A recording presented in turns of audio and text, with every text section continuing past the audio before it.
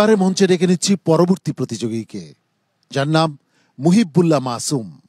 হাফেজ মুহিবুল্লাহ মাসুম এবারে মঞ্চে আসছে। আসসালামু আলাইকুম ওয়া রাহমাতুল্লাহি ওয়া বারাকাতুহু। ওয়া আলাইকুম আসসালাম ওয়া রাহমাতুল্লাহি ওয়া বারাকাতুহু। আউযু বিল্লাহি মিনাশ শাইতানির রাজীম। জাহান্নামা ইয়াসলাউনাহা ওয়া বি'সাল করার। أعوذ بالله من الشيطان الرجيم.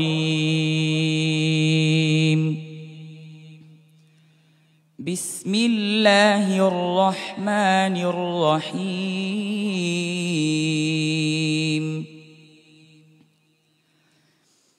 ألف لام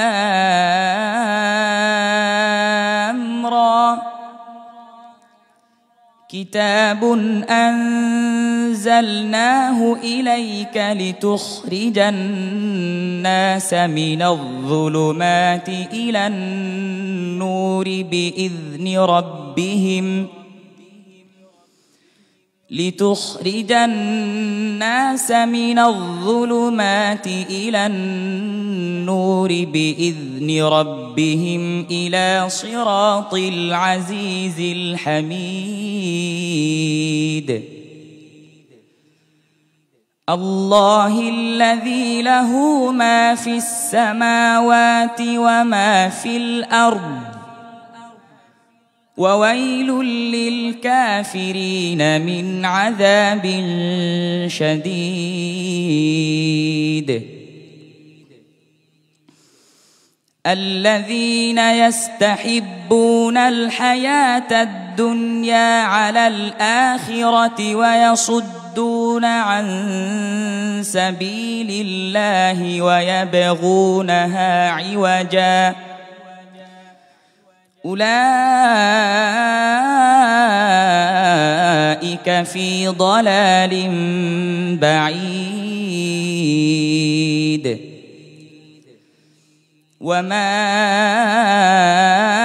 أرسلنا من رسول إلا بلسان قومه ليبين لهم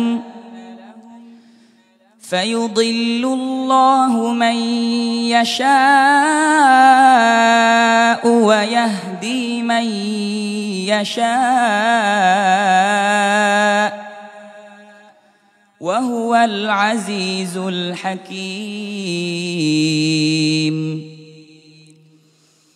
ولقد أرسلنا موسى بآياتنا أن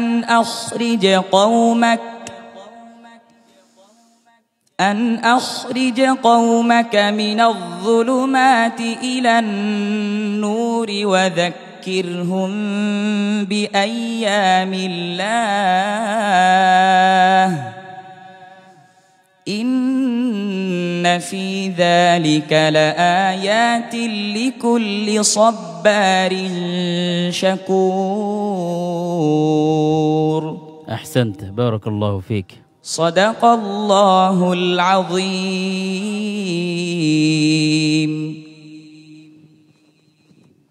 মাশাআল্লাহ, মাশাআল্লাহ। মুহিবুল্লাহ মাসুম, আমি কিন্তু তোমার ভক্ত। কিসের ভক্ত জানো? তোমার কণ্ঠের ভক্ত। বিচারক শোয়েব মোহাম্মদ আল আজহারির কেমন লাগে একটু জেনে আসি। মাশাআল্লাহ, তাবারাকাল্লাহ। আহসানতা ইয়া মুহিব্বাল্লাহ। তুমি খুব চমৎকার তেলাওয়াত করেছো। তোমার জন্য অনেক অনেক দোয়া রইল। বাংলাদেশের অবস্থানকে তুমি বিশ্বের দরবারে ইনশাআল্লাহ আরও ভালো অবস্থানে নিয়ে যাবে, এইটাই কামনা। আল্লাহ তাআলা তোমাকে তৌফিক দান করেন। উস্তাদজি, তেলাওয়াত তো খুব চমৎকার হয়েছে, আলহামদুলিল্লাহ। শুনতে মনে হচ্ছে তারা তেলাওয়াত। তুমি এগিয়ে যাও, আল্লাহ তাআলা তোমাকে কবুল করুন, আমিন। সম্মানিত অতিথি মুফতি মাসুদ আহমদ, আজকের এই হাফিজদের প্রতিযোগিতাটা দেখে প্রত্যেক মুসলমানের হৃদয়টা কেড়ে নেওয়া উচিত এবং সেই অনুযায়ী প্রত্যেকেই যেন নিজ নিজ সন্তানদেরকে ভবিষ্যতে হাফেজ কোরআন বানিয়ে বড় হাফেজ হয়ে যেন দুনিয়া এবং আখিরাতের সেই মর্যাদাটা গ্রহণ করতে পারে, সেই প্রত্যাশায় কামনা করছি। মুহিবুল্লাহ মাসুম, আমি তো প্রথমেই বলেছি আমি তোমার কণ্ঠের ভক্ত।